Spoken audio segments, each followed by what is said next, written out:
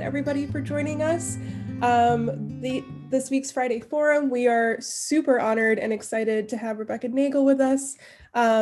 Just to kind of frame this series, so during an election year, we kind of wanted to zoom out a little bit and think about broadly the state of our democracy and how people have been participating both inside and out of the polls.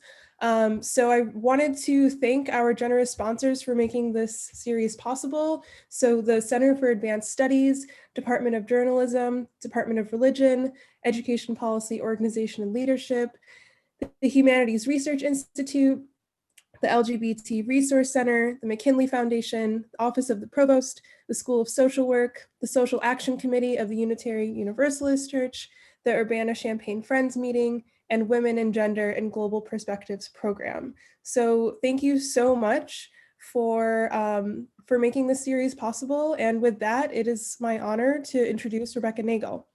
So Rebecca Nagle is an award-winning advocate, writer, and citizen of Cherokee Nation. As the host of the chart-topping podcast, This Land, Nagle told the story of one Supreme Court case about tribal land in Oklahoma, the small town murder that started it, and the surprising connection to her own family history.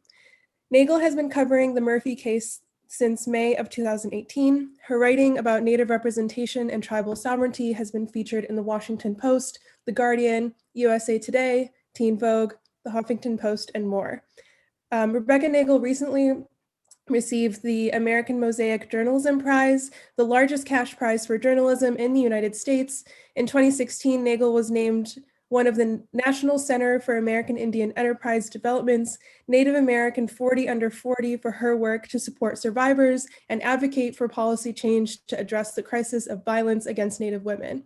She has also been named to the 100 Most Creative People by Fast Company, YBCA's 100 list, and Best Editorial by the Native American Journalist Association. Nagle is from Joplin, Missouri, and currently lives in, I don't know how to say this right. Tahlequah, Oklahoma, where she works for her tribe on language revitalization. I also just want to shout out This Land podcast is amazing, and I highly recommend it. And with that, the floor is yours, Rebecca. Thank you so much for joining us today. Awesome. Thank you guys for having me. Okay, here we go.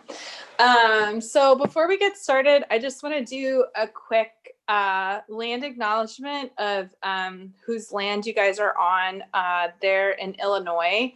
And so the Miami Nation and the Peoria tribe are actually both tribes that were relocated to Oklahoma, and their tribal headquarters and their land now is actually really close to where I live. But they were originally on what is now Illinois, and were forcibly removed from there. And just to introduce myself real quick, Gohin, Tawaton, Talek, Oglahoma, Janelle, Joplin, Missouri, Awatesa-Dola, Digagi, Gayelige, Michael, Nagle, Sarah Thompson, Dundon, Agilis, Jagesa, Francis Polson, Dudon, Waduli Suweya, Utesa, Juhietla Di Tlaiko. My name is Rebecca Nagle. I'm a citizen of Cherokee Nation. My family's from a community called Honey Creek near Jay, Oklahoma. I grew up in Joplin, Missouri, and I currently live in Tahlequah, Oklahoma. And I am a freelance journalist, and I do a lot of writing at the intersection of the representation of Native people in media and pop culture, and also the federal Indian law. And I'm really interested in actually how those two things interconnect, how the public's understanding of tribes, of indigenous people, of our nations and our history intersects with the laws that determine our rights. So these are a couple examples of things that I have written about: the Violence Against Women Act, trust land, the fight for the Mashpee Wampanoags trust land in Massachusetts, and a Supreme Court case that has impacted treaty and land rights here in Oklahoma. And as Michelle mentioned, I wrote and hosted a podcast called This Land, which covers the Supreme Court case that originated in a case called Murphy and then was decided in a case this past July called McGirt v. Oklahoma, that determined the reservation boundaries of Muskogee Creek Nation. And as the case continues to have implications, impacts the treaty rights of 4 other tribes here in Oklahoma, including my tribe, Cherokee Nation. So these are photos of Native folks who have been murdered by police. And actually, Native people, Native men, are the ethnic group that are most likely to be killed by police, according to the Center on Juvenile and Criminal Justice. But those stories are rarely told in mainstream media. And so of the folks that in these times reports found of folks who had been killed by police, almost none had received national attention or national media. The other crisis that is facing Indian country is a crisis of violence against Native women that is deeply rooted in the laws that limit tribal jurisdiction over crimes committed by non-Indians on Indian land. And so Native women are 2.5 times more likely to experience sexual violence or abuse during our lifetimes than any other racial or ethnic group. And on some reservations, the murder rate is 10 times higher than the national average. I think a couple other shocking statistics are that 8 in 10 Native women will experience stalking, domestic violence, or sexual assault in their lifetime. And I think one thing that's even more disturbing than that is that in the same survey done by the Department of Justice, they found that actually 1 in 3 Native women are experiencing violence every year. So that means every calendar year, 1 in 3 Native women are experiencing violence. And 97% of Native victims have been assaulted by somebody who's not Native. So it's a very unique situation where we're actually experiencing this violence from people who are outside of our racial and ethnic group. Native students in schools face very similar challenges. So Native youth have some of the lowest graduation rates of any racial group in the United States and are also facing a crisis of suicide. And so actually Native teens are the demographic in the United States that are dying by suicide at the highest rate.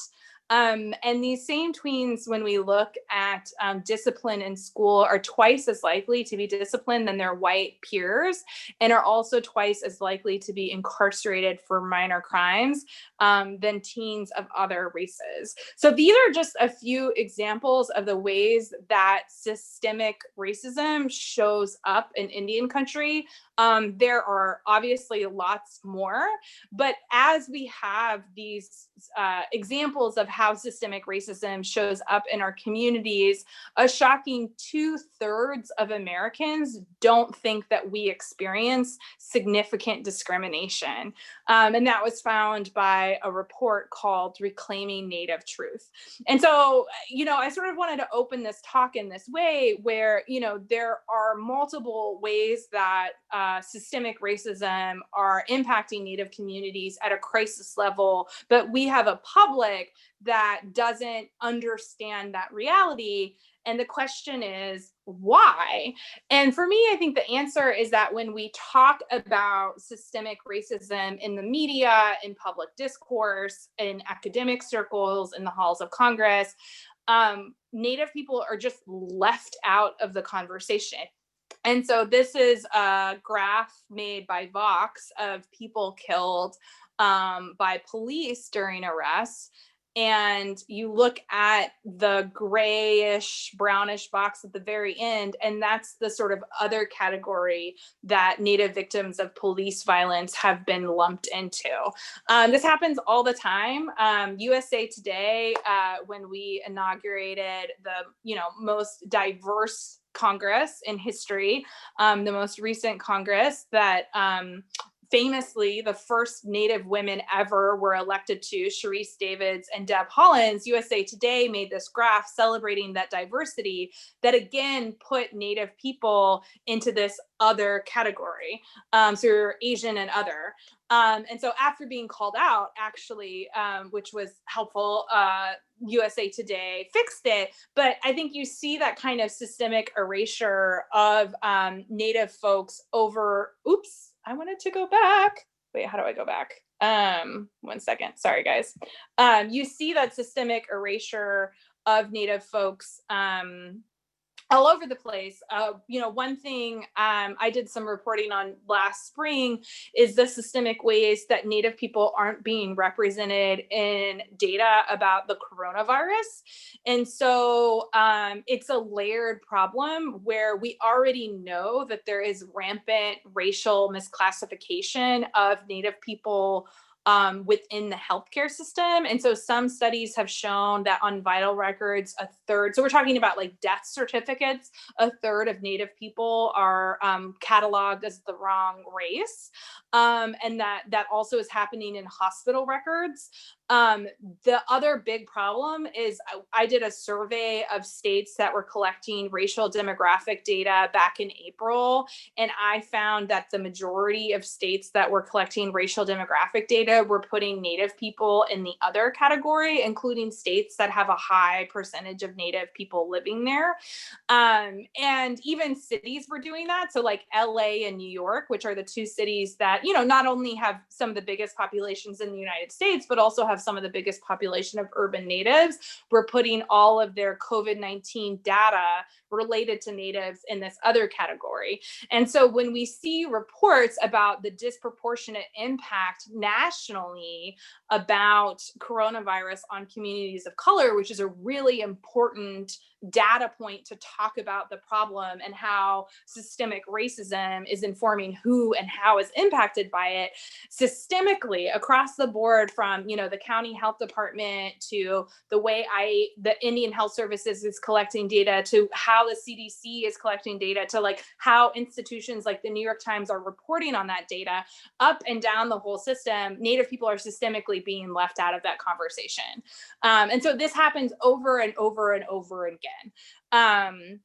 And so just to sort of challenge people and give you guys like a rhetorical question is to like think to yourself, like, can you name personally a famous Native American actor? Can you name a book written by a Native author? I just named a couple, so I helped you.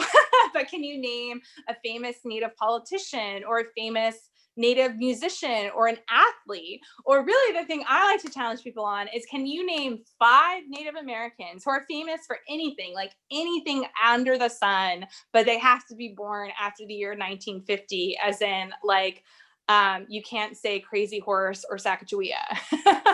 And if the answer to those questions are no, there's a systemic reason for that. It's not just that you are a bad person, it's that we live in a country that systematically erases Native people from media, from pop culture, and from K through 12 education. So less than 0.1% of people in film, television, and media are Native American. Like, to give an example, like people always kind of challenge me on this and say, well, you guys are such a small percentage of the population, like that's why, right? We're 2% of the population. So if you think about us having even kind of like equal or proportionate representation, it would mean that like 1 out of every 50 characters that you see on TV, 1 out of every 50 songs you hear on the radio would be a Native person. Like most recently, Time had their 100 list, and the chief of Muskogee Creek Nation, whose tribe just won this historic Supreme Court decision, and he's shepherding his tribe, not just through that victory, but through the transition of criminal jurisdiction that follows it. He was named, and it was this huge moment, and we celebrated it. And instead of that being this rare moment where we're like, wow, look, a Native person made this list, this is such a big deal. If we were proportionately represented on that list, 2 people every year that it's ever existed would be Native. And I would also argue that because the reason that we are a small population is because of genocide and because people are on our land, that even that sort of everything being equal and proportionality is maybe not how we should think about representation. Is that actually what equality and justice would be for us to be overrepresented. But instead, we're dramatically underrepresented of who we are in the United States. And a really great sociologist named Dr. Stephanie Freiberg, she's Tulalip, and she has done a lot of research about non-Native perceptions of Native people and how everything from sort of like TV shows to racist mascots impacts that. And so her work, I would really recommend checking out if you're interested in this topic. And she's one of the main contributors to that report, Reclaiming Native Truth. But this, one of the things that she found is in 2 decades of the over 2,000 characters that were on mainstream television shows, only 3 out of thousands were Native Americans. And the other thing that she found in a study she did in 2015 is that she looked at the Google image search results, and I think the Bing search results for American Indian and Native American. And for both of them, 95% of the results were historic images. So we see this dual problem where we're almost never, ever represented at all. And then when we are represented, it's these historic images. It's from the past. You know, a couple other statistics to throw in there. You know, of all K through 12 curriculum in the United States, where states have sort of like curriculum standards of things that you have to teach, when you look at the things that states teach around Native history, less than 13% is about events that have happened since 1900. So if you look at what we're teaching our school children, we're teaching them that basically after the year 1900, Native people don't really exist anymore. And there are only 4 states in the United States that teach about the boarding school era. And so really like what we have in the representation or the public understanding of Native people is sort of this cliff, sort of like circa 1890. You know, you have like the Indian Wars, Geronimo, like people know about you know, Wounded Knee, and then it's like nothing for the past 120 years. You know, I always say it would be like, as a feminist, I was talking to people about women's rights, and their response to me was, you know, it's so messed up that you can't vote anymore. And I'd be like, yeah, you know, like it was very messed up that we couldn't vote anymore like a century ago. And like a lot has happened since then. And our issues today are different. And I think when I interact with people who do have an understanding of the oppression of indigenous peoples, like they have an understanding of what was happening in 1800s, and they have no concept of what's happening today. And so this is the Google predictive search for Dude Native. It's just a screenshot I took for my computer. But, you know, it's like, do Native Americans pay taxes? Do Natives get free money? Do Native Americans celebrate Thanksgiving? So really kind of, I think, when we look at the public's understanding of Native people, it's grounded in both like stereotypes and misconceptions, and then just a real lack of basic knowledge. And then hopefully this will play. All right, I'm gonna play a little video and we'll talk about it. Good morning.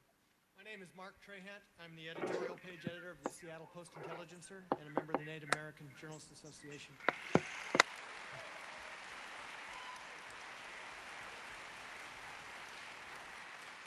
Most school kids learn about government in the context of city, county, state, and federal. And of course, tribal governments are not part of that at all. Mr. President, you've been a governor and a president, so you have a unique experience looking at it from two directions. What do you think tribal sovereignty means in the 21st century? And how do we resolve conflicts between tribes and the federal and state governments? Yeah. Tribal sovereignty means that it's sovereign. I mean, you've been given sovereignty, and you're viewed as a sovereign entity. Okay. And therefore, the relationship between the federal government and tribes is one between sovereign entities.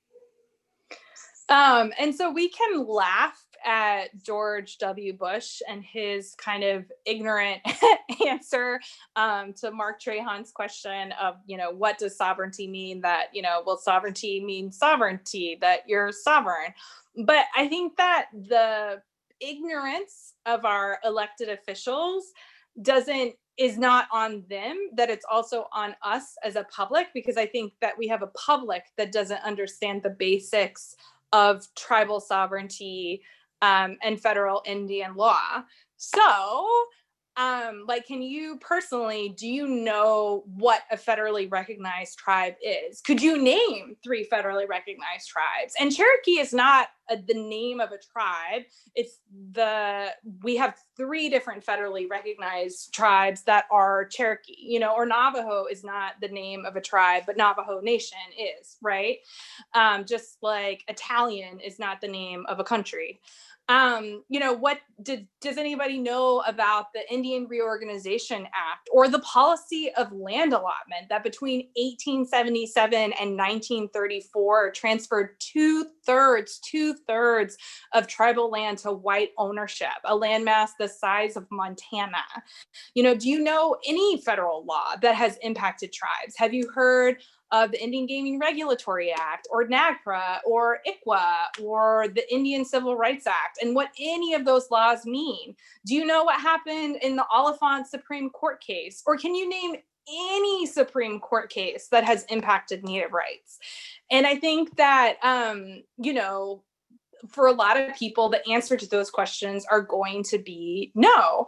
And for me, I think that that's why I am a storyteller and I am a media person in general, because I believe that the stories we tell about who we are as a country impact what policies we pass. We see that in our public discourse, in the president lashing out at the 1619 Project or lashing out at Howard Zinn, where there is a lot of power in how we talk about our present and our past and how that narrative is controlled.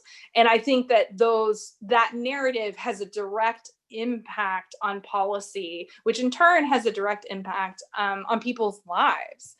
And I believe that we will not have, people in the halls of Congress. We will not have judges serving on the federal bench appointed by those people and approved by those people. We will not have states that respect the tribes and the sovereignty of their tribes within their borders until we have the people who vote and put those people in office who understand the basics of what those rights are, right? If we have a public that's illiterate when it comes to federal Indian law and tribal sovereignty, we're not going to have politicians that support those things, right? And so I really believe, as I kind of already said, as a journalist and as a storyteller, as the power of storytelling for social change. And within that, I believe that there's no such thing as the voiceless. There are just people who aren't being heard, right? And so I think that we've seen, even just recently, a lot of power of social movements to change the narrative and to change how we talk about certain issues and even our awareness of what's going on. And that shift in narrative, I think, is really, really, really important. And in Indian country, I actually believe that we are starting to see that. I think the biggest turning point that has occurred, and not to sound over dramatic, but even in my lifetime, I think was Standing Rock. Standing Rock was the first time that I can remember kind of like my social, like my native Facebook and my non-native Facebook talking about the same thing.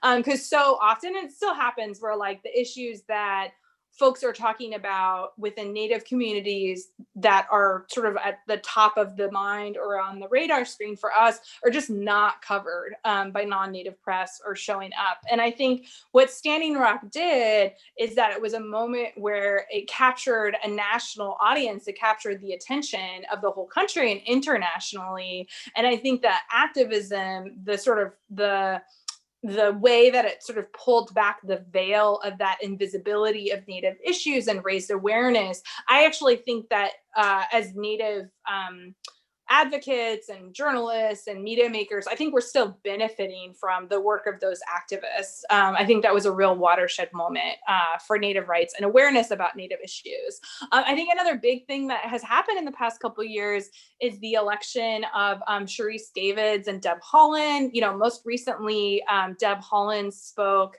at the Democratic National Convention the same night that Joe Biden spoke. It's the first time that a Native woman has had a primetime spot at a convention like that. Sharice Davids, I'm forgetting the procedural name, but she presided over the House. She held the gavel for an important vote on a bill related to violence against Native women during her time in Congress. And that's the first time a Native woman has done that ever in the history of Congress.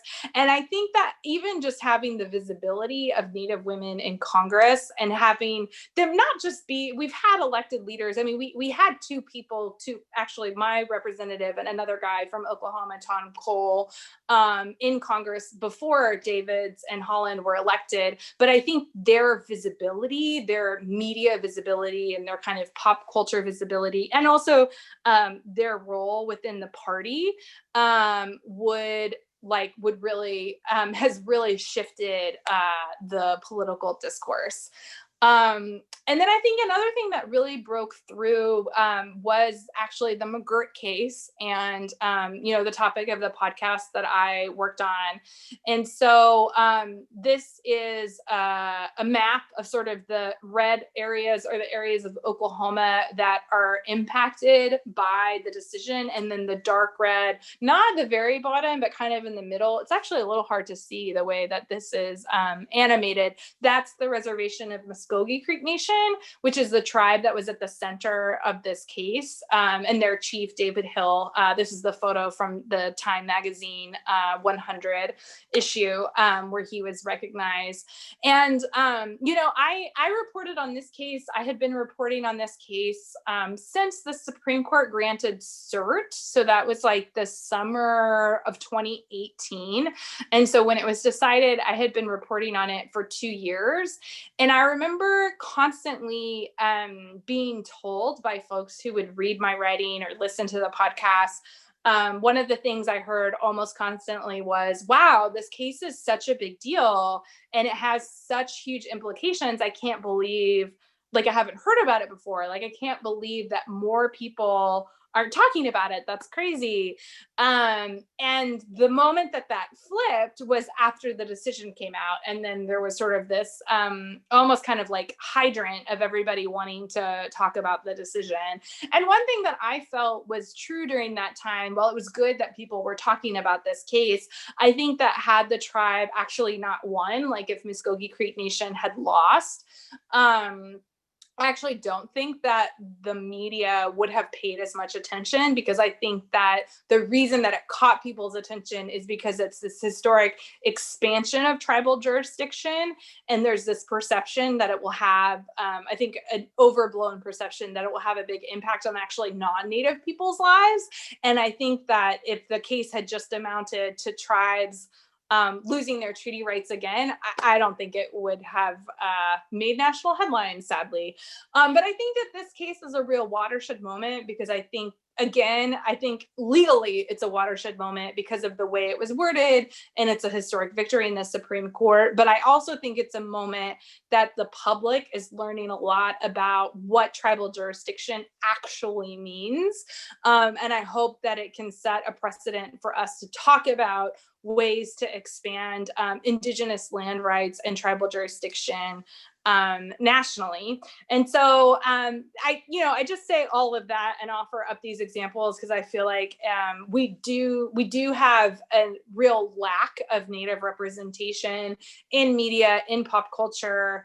But I think I see the good work that Native politicians, activists, advocates, and journalists and storytellers are doing to correct that and to push forward, spaces where Native people are telling our own stories. And that, I believe, is making a difference.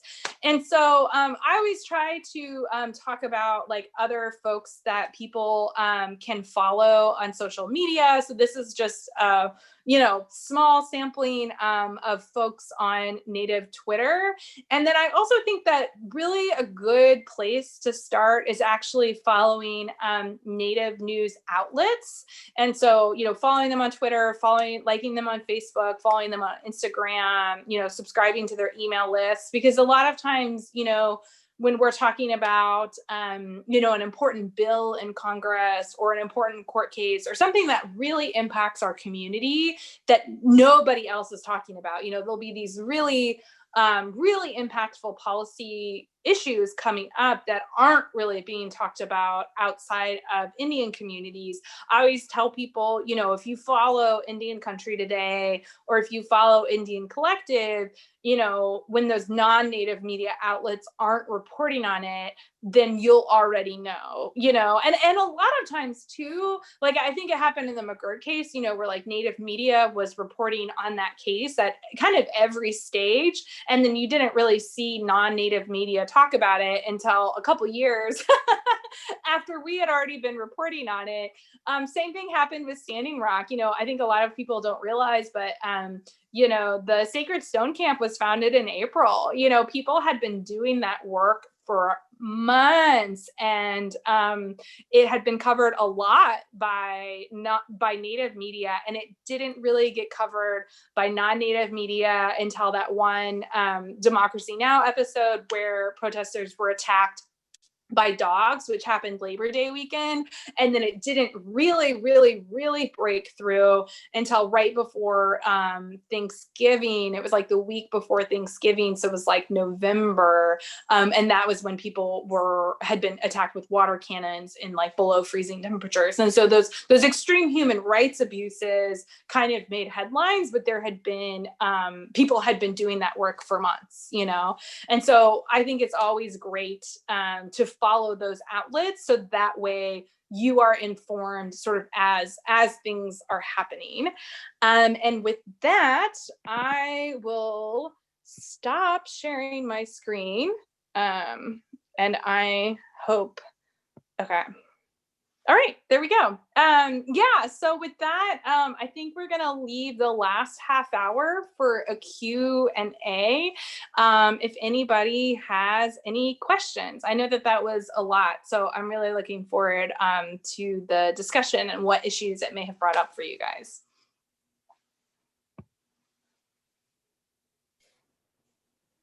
Thanks, Rebecca. That was amazing. So yeah, if our guests want to either use the chat or the Q&A feature, or you can raise your hand, whatever you'd like, and I am happy to keep an eye on both.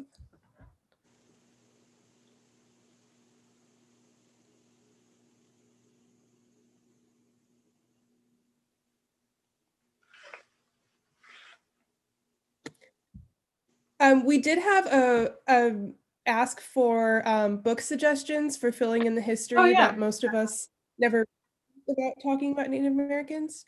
Do you want to address that? Yeah, totally. There, like, I think there's some good collections of essays that I like. So there's a book called Native Historians Write Back. That's a collection of essays that I think is a good starting point. Nick Estes is a historian, and he wrote a book called Our History, Our Future, that talks a lot about the history of his tribe, but also the protests at Standing Rock. I'm trying to think of like the books. I mean, I read a lot of books that are really specific to Cherokee history. It's kind of like my rabbit hole that I'm down right now. This historian is non-native, but I actually think that I think that people really need to understand the history of allotment. And Angie DeBow is an Oklahoma historian who wrote a book called And Still the Waters Run. And it's basically, for people who don't know allotment, it was basically how the United States government took Indian land instead of with like guns and arrows, with bureaucracy and paper. And it's a really corrupt and troubling history. And she just gets into the weeds of what happened to our tribes here in Eastern Oklahoma. And so, yeah, I think And Still the Waters Run is a really good book. Yeah, so those are a couple titles. Kim Tallbear is an academic who writes about genetics and Native identity. I think that's a really good book. Yeah, so I think, and then Dina Gillow Whitaker is another author, and she writes a lot. She co-wrote an article or a book that's called I'm trying to think. I've read it. It's about misconceptions. It's like 21 or 7. It's some number of myths about Native Americans and other misconceptions. She co-wrote it with Roxanne Dunbar Ortiz. And I think that's another good starting point where it kind of talks about like stereotypes about like casino money and stuff like that. But a lot of her work is about the intersection of indigenous rights and climate change, actually. And I think that her work is, she does both writing in book form, but also like she'll write articles online and things like that. And so I think her work is really great to look at too. Very cool. Thank you. Yeah.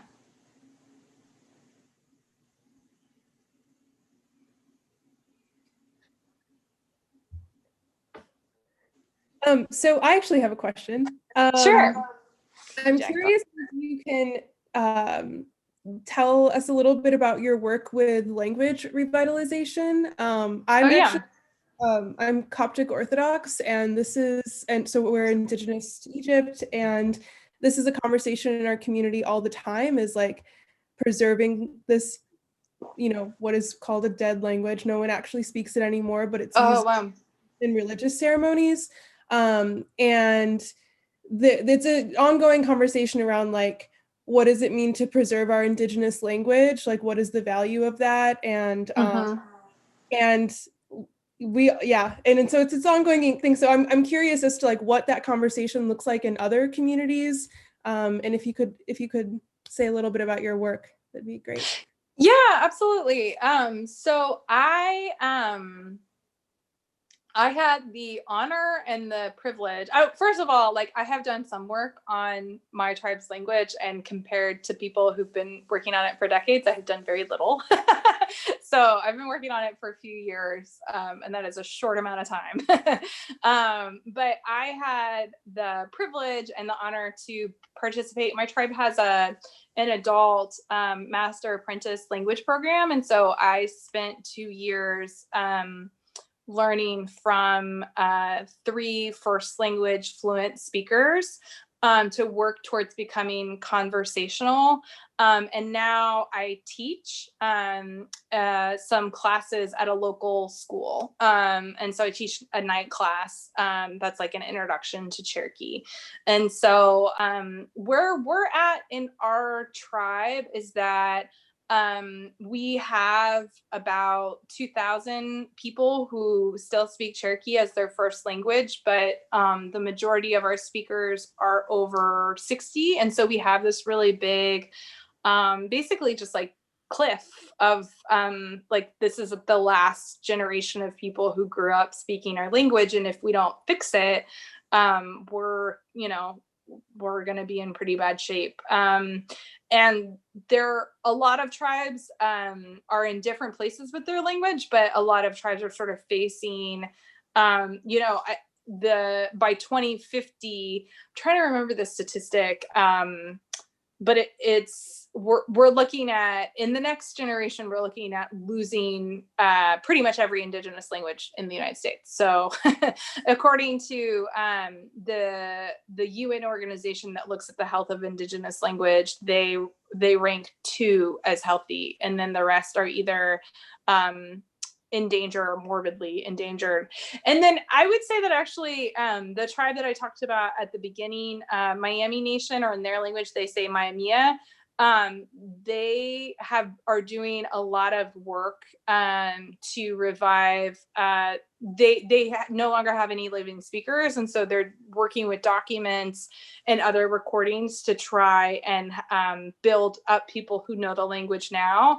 And there are some tribes that are doing that, and that's a different, I think, effort than trying to when there are still speakers who are living.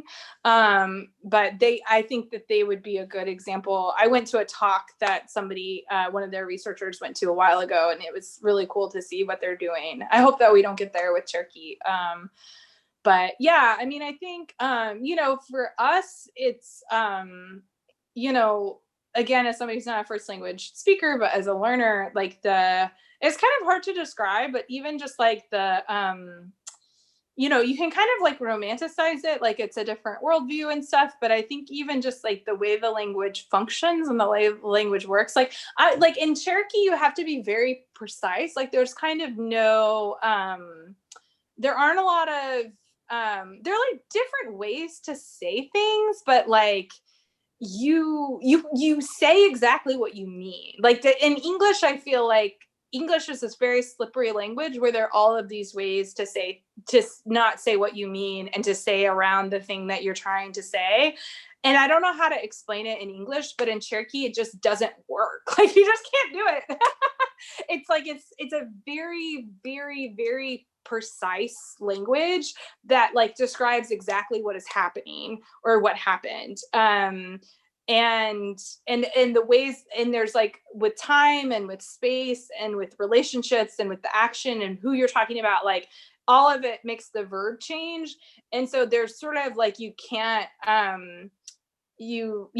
describe something in a way where you're trying to get around the truth. There's even like a difference. So like we have like 2 past tenses, and one is like I saw this and I know that it happened. And then there's a reported past tense where it's like, I heard this. So it's almost like in English, it would be like, oh, I heard such and such happened. And so there's even like a different past tense based on, I don't know, grammatic people call it like reported past tense. And then like, I think just regular past tense, but like even that is like built in. So I think that it's and then for us too, it's like I think the biggest thing that we lose in addition to just like our culture is that our medicine. So like our medicine has to be done in Cherokee. And so there's no doing it in English. It just doesn't work that way. And so that's a really big part of our culture, that if we lose our speakers, it's lost with them.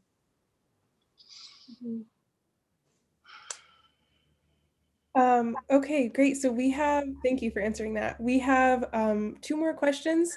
The first is from one of our guests, and they say, a colleague and I are reading Taya Miles' Ties That Bind, an Afro-Cherokee family beginning in the 1700s. Do you recommend any other writing about Black Indigenous people and issues? Yeah. We are aware to some extent of the issues facing freedom descendants and the Muskogee and Cherokee nations in the past few decades. Yeah, totally. That's a great question. So I think a really good book is called Black Cherokees of Oklahoma. It was co-edited by a guy named Ty Wilson, who does a lot of work around preserving the history of Black Cherokees. another really good person who's a good historian who's Muskogee Creek is a historian named Eli Grayson. And so he's done a lot of writing and also a lot of advocacy. I think a good film is a film that I think you can rent it on Amazon, and there might be some other places where it's easy to stream, but it's called By Blood. And it's a documentary that follows Marilyn Van and the descendants of the freedmen of the Five Civilized Tribes Association and their fight within Cherokee Nation for citizenship. And so for people who don't know, my tribe, Cherokee Nation, and 4 other tribes in the Southeast adopted the institution of slavery from the American South and enslaved people of African descent and institutionalized it, like in our laws, in the structure of our society. And then at the end of the Civil War, we all signed treaties with the United States, and part of those treaties was granting citizenship to the people that we had enslaved and their descendants, who came to be known as freedmen. And then in the modern history of all of our tribes, there have been different ways that our modern tribal governments have disenfranchised those descendants or disenrolled them. And so right now, where it stands, because of a 2017 federal court decision, the freedmen descendants have full citizenship within Cherokee Nation. They have partial citizenship within Seminole Nation, where they're citizens but don't have full access to like things like tribal services. And then they are still fighting for citizenship within Muskogee Creek Nation, and then Choctaw and Chickasaw nations. And I think that Muskogee Creek Nation is kind of like the tribe that that the organizations of freedmen descendants are most focused on right now in the litigation. But an organization, they're not very active on Twitter, but they have a Facebook page where they and a website where they post updates, is called the freedmen descendants of the Five Civilized Tribe. And so it was founded by Marilyn Van, who's citizen of Cherokee Nation. And they've been working on this issue for decades and helped secure citizenship within Cherokee Nation, but are now working on the other tribes too. So I think that's also a good place. And there's also been I think more activity. I think this summer, when the advocacy and the momentum of the Black Lives Matter movement, I have seen more work being done like on social media, on Facebook, and kind of like a larger call for this to be like the history of anti-Black racism to be addressed within the 5 tribes. And so I've seen some other groups of freedmen descendants like organizing political spaces. And then this, she's not a descendant, she's not a freedman descendant, but I think a couple people who are Native and Black that I think are really good voices to listen to like kind of add to just like listen to Native folks in general. There's a woman named Amber whose Twitter and Instagram handle is Melanin Muskoke, and Muskoke is MVSKOKE. So it's like the way they spell it in their language. And she puts out a lot of content about the intersection of Black liberation and indigenous sovereignty. A couple other people, my friend Tanea Winder, I think, is another Black Native voice that's really good to listen to. And then there's a guy called Big Indian Ghazi, but he hosts the podcast Breakdances with Wolves. Clever name. So those are like some people to listen to. But yeah, definitely the organized groups. I think again, it's like, it seems kind of like I always feel like it's such a small thing to tell people to do, but like I feel like liking those pages and following them, because like right now they're having a fundraiser, so it's like you can donate to that fundraiser, and things like that. It's just like engaging with people so that when there are asks like to the Black Caucus in Congress has been a pretty strong ally. So there'll be like a legislative push.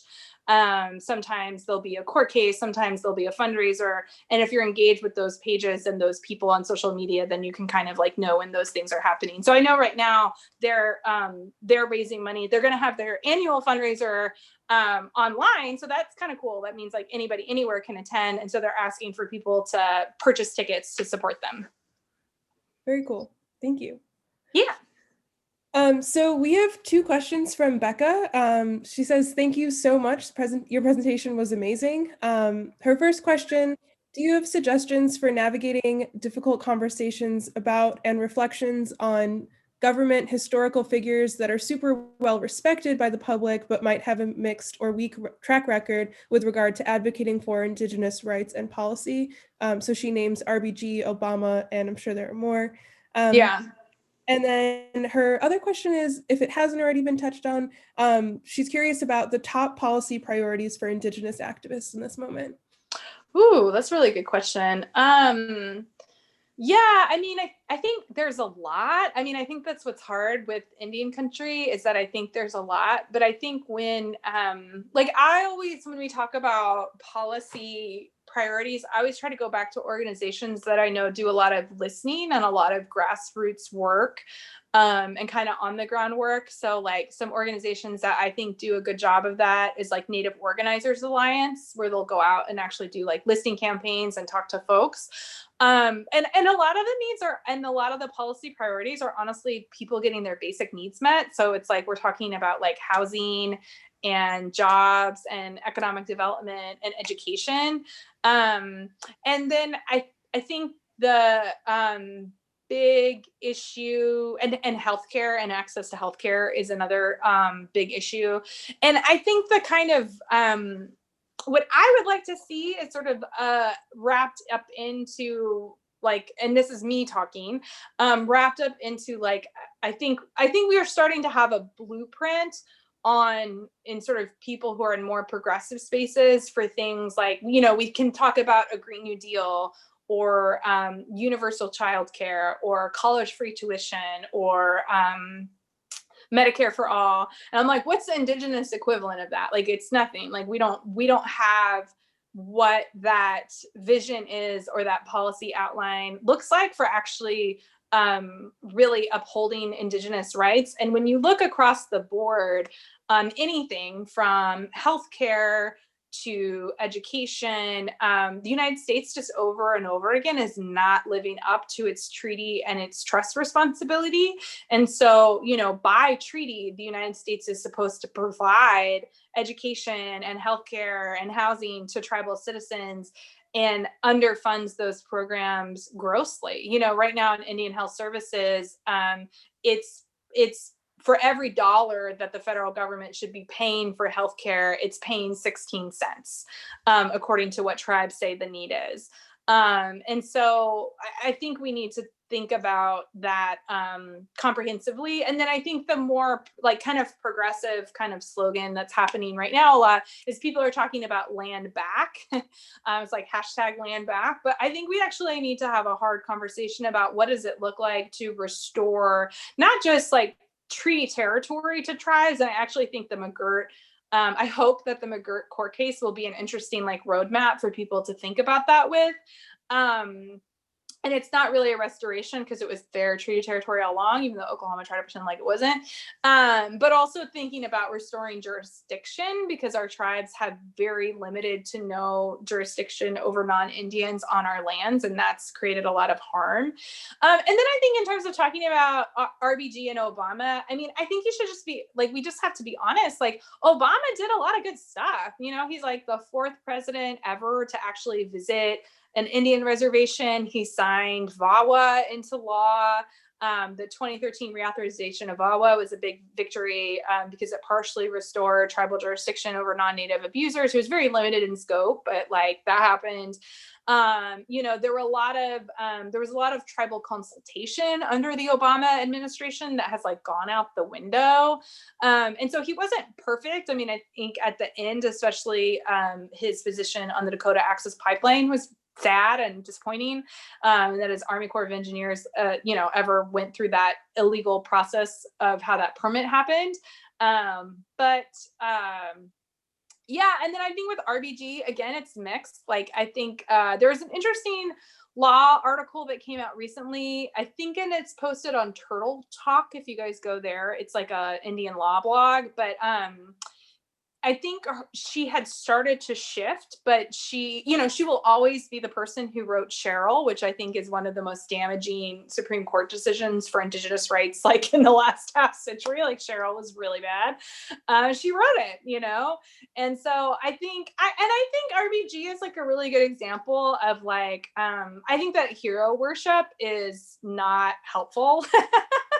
And I think that like pretending like somebody is a hero, and then I think also like trashing them are two sides of the same coin, where I think particularly like women aren't given space to be complicated and to be imperfect. And like, I think as a woman, like I can hold space for like the things that our RBG did that, have greatly benefited me in concrete ways, and also the ways that she has harmed tribal sovereignty. And so and I think I don't know. I would like to think that in the past few terms, she started siding with tribes more, and that maybe she was coming around. We don't know, but she was the deciding vote in the McGirt victory. And if we hadn't had her vote, that case would not have gone that way. So I think the way to talk about those things is to talk about the way that they're complicated, because I don't think, like I said, the Obama administration was not perfect, but there was also a lot of good things that happened under the Obama administration. And so, people are complicated. One of the best presidential administrations for Indian country was Nixon, and people are always like shocked by that. And so I think that, or like Gorsuch, who's a Trump appointee, is probably going to be like, we'll see what his legacy is decades from now, but he is shaping up to be one of the best Supreme Court justices ever for tribes. And he's like a Trump appointee. So it's not, I feel like with Native rights, it doesn't always like follow the party lines that you think that it would. And so I think it's just good to like complicate those narratives. I think absolutely, I agree with that. Especially the point about women not being afforded the complexity, especially women in positions of power. Mm-hmm. Yeah. Yeah. Sorry, there's a squirrel making really crazy sounds outside my window. I don't know if anyone else can hear that, but it is distracting. Yeah, so that brings our time to a close. I really want to thank you for your time, and thank you to our guests for attending and asking such wonderful questions. Rebecca, do you have any closing thoughts before we log off? No, I don't think so. Just, I'm so honored to be a part of this. Thank you. Thank you so much for having me. I'm really, really honored that you thought of me for this talk. Thank you. We'll have a wonderful Friday and a wonderful weekend.